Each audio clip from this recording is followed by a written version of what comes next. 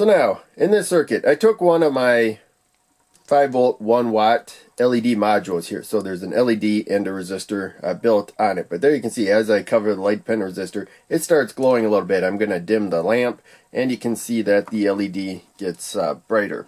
And of course, turn the lamp off, it's going to get probably about as bright as it can get.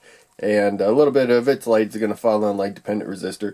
That'll limit it a little bit, but you really can't tell the difference if I turn the lamp off and cover it. I also have this alligator clip cover that I put over it, which does a fairly good job turning it on even when the lamp is on, especially if I cover the hole right there. So we have the 5 volt 1 watt LED module. That's telling you that it might have 200 milliamps of current flowing through it. It's actually reduced a bit in this video, but we're not going to worry about that. We have the potential, so I'm not going to use a 2N2222, which has a maximum current of 200 milliamps of current. I'm going to use the 2N2222, another extremely common transistor, probably the most well-known one right there. We have the emitter resistor there. May not need it, but it helps to make sure that we get the voltage that's at the base, but minus 0.6 volts. So whatever the base voltage is, we're always going to lose at least 0.6 volts to the emitter right there. But that helps to see ground. A lot of times when you got semiconductors, their voltage drop might kind of throw off this voltage difference. Something to be aware of. And so the 10K resistor gives a definite view to ground. The light dependent resistor is on the low side, which means the brighter light, the better it conducts, and therefore it conducts to ground. Better you get a lower base voltage, and thus a lower emitter voltage, and a dimmer LED in this case. If you make it darker, like by covering it right there, that raises the voltage. We have a voltage divider there, and the voltage goes up, and in this case, the voltage goes up across the LED module right there, and it gets brighter. So now we're going to do a step-by-step build of the circuit. Again, I'm using the 2N2222. It is a well-known NPN bipolar junction transistor, especially in the United States. It seems like in a lot of other countries they use other transistors, but in any case, again, it's good for switching up to about 600 milliamps of current. So if you got a somewhat significant load, I recommend the 2N2222 over the 2N3904. And A means it's an improved version. It can handle a little bit more voltage than the older version without A. And it's just an improvement, so that's all they really sell now is A. And so, you know, there's no reason not to get the A, to try to find just a 2N2222. But these lower voltage circuits, doesn't matter which one you use. So, in any case, we got that. Now, we have the emitter. I forgot to do the pin layout. Emitter on the left, base in the middle, collector on the right. Emitter is the arrow, so if I swivel it this way, now the emitter is at the bottom, base in the middle, collector on top. So, very important. If you have a bipolar junction transistor, there's other transistors that start with 2N, but if it's a bipolar junction transistor, starts with 2N, whether it's NPN or PNP, it has that same pin layout right there. Just remember, chemistry is opposite with PNP. So you would put it in different direction in the circuit. The emitter of the PNP would be more positive. So we're not going to dwell on that too much. Just remember that. We have the LED module right there.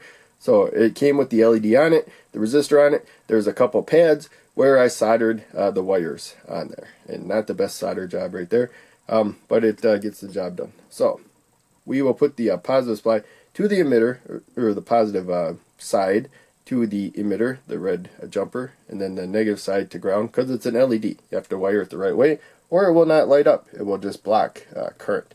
So we're going to kind of put it up here because it's the most obnoxious component. So I wanted to put it where it wasn't really blocking the view right there of the camera. Now we're going to take a 10K resistor. This is a pull down resistor. All it really does, this is a voltage follower circuit, emitter follower. The emitter will be about 0.6 volts less than whatever voltage we set at the gate. That's how it does such a good job at controlling the brightness of the LED. There's not a somewhat small region where the LED quickly gets brighter. It kind of slowly gets brighter as light changes. and the voltage follower is good for that. So the 10K resistor may not need it, but it does help the emitter to know where ground is, because sometimes, like semiconductors, you got voltage drop and stuff.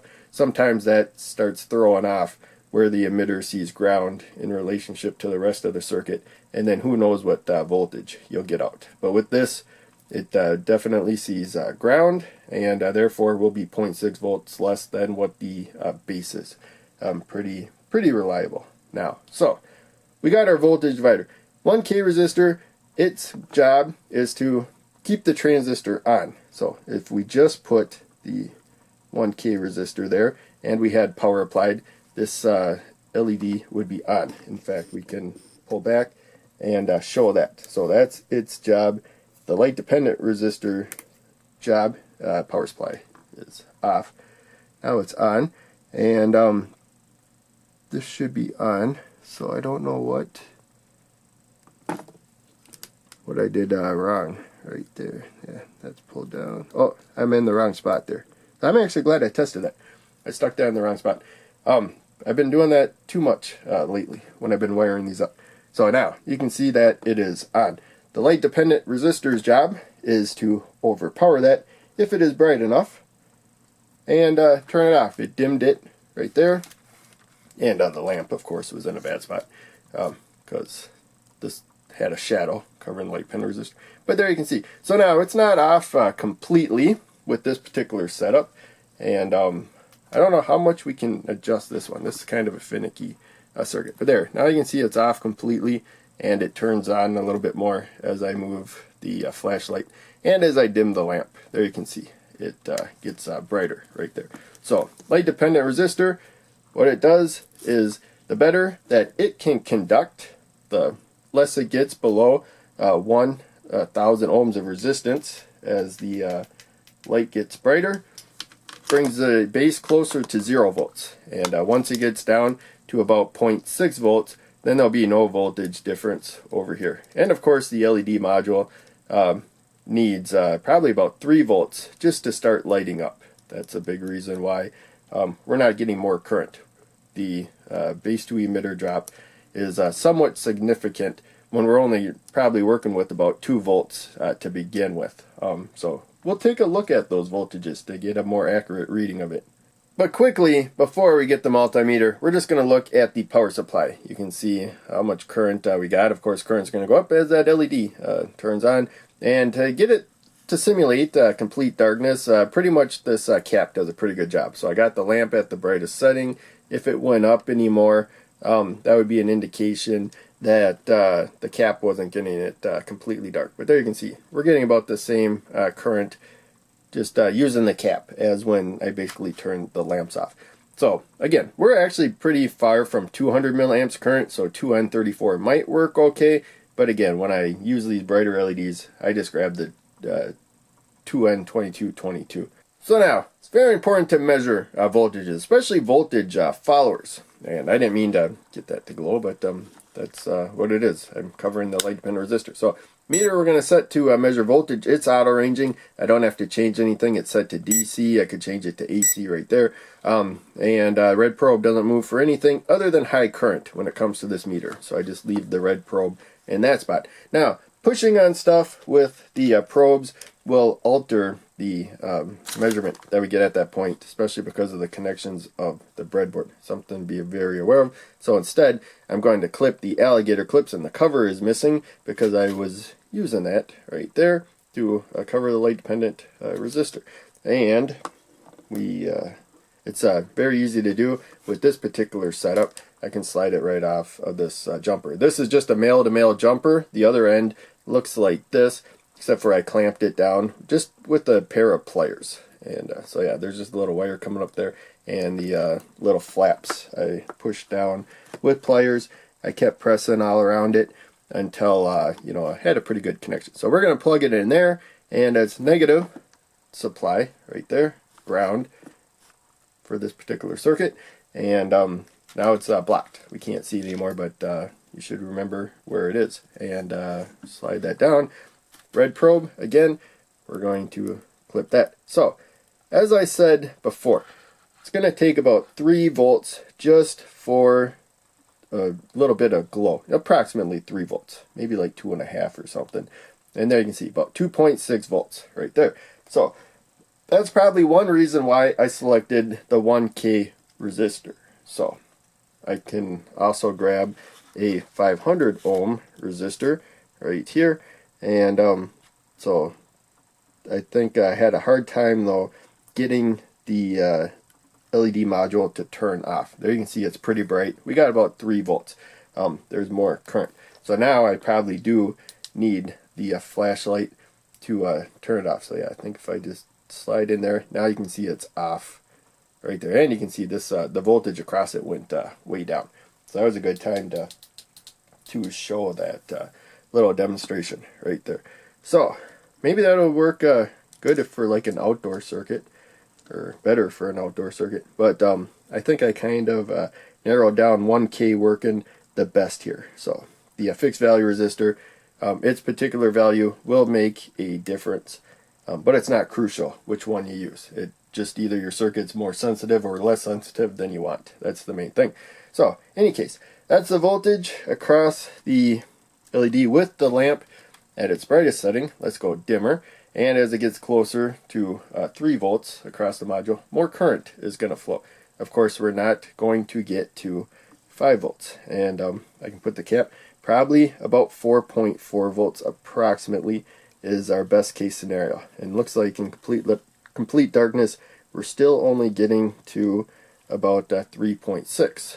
That's with the 1K resistor though. Let's see with the 510. No, 510 would make it worse. So we could use a higher value resistor at the voltage divider. That's I wasn't thinking properly right there. So alright, I don't have a higher voltage or higher resistor value resistor laying around, so we're not going to test that out. But in any case, there you can see we're not working with the full 5 volts, which makes sense because we are not getting, I'm going to cover this, up to 200 milliamps of current. We're only getting about 100 milliamps current, half of what this will provide at 5 volts across it. So that's one aspect of the voltage follower that you got to work with. And so we could change this so that it is switch based.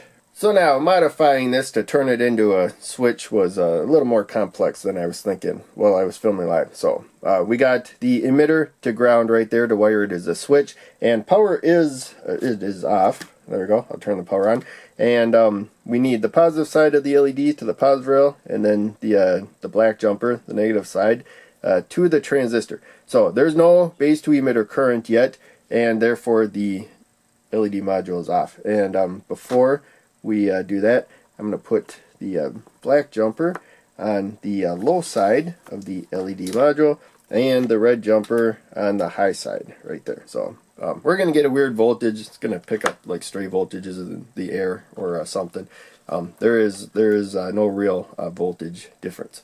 And when we turn the transistor on by connecting the base resistor right there to the positive supply right there, now the transistor's on as good as it can be. We're not getting the full 5 volts, but a lot closer right there. As you can see, LED is extremely bright, and there you can see we got more than twice the current flowing through it right there. So the emitter follower has limitations that you have to overcome. If you want to make it a switch-based circuit, make it an on-off switch. But the emitter follower, as we saw before, was good for making a glow. And we would have to modify this even further if we wanted to be able to turn it off completely, because there you can see the LED going to the negative supply is not turning it off, but I can dim it a bit if I get this flashlight closer. So hopefully you can tell that it got dimmer. You can see that much less current right there, but again, having a hard time turning it off. But in any case, I showed a lot of extra stuff and rambled on and on. There's like unlimited number of modifications that you can make. I don't know where those pliers are. I'm going to turn the power off. I was just going to pluck that LED module. But again, we're not anywhere near what our original circuit was right there. Turn the meter off when you're done. But it's good to do small experiments with every circuit you come across. Get more familiar with the circuit you're looking at and the modifications you can make, because ultimately someday you're going to have a goal that you're trying to meet, in this case lighting the LED. And like I said before, as a voltage follower as it is, we weren't getting enough current right there, so I'd have to find a way to get a higher voltage across it if I wanted an emitter follower, something I'd have to overcome. But for this video, we were just looking at that we can make the LED module dimmer as it gets brighter and change its brightness with the light level difference of whatever's falling on the light dependent resistor. So that's it. Thanks for watching. Make sure you check out one of the other videos I'm posting on the screen and check out the links down below. They all help out a lot. I'll see you in the next video.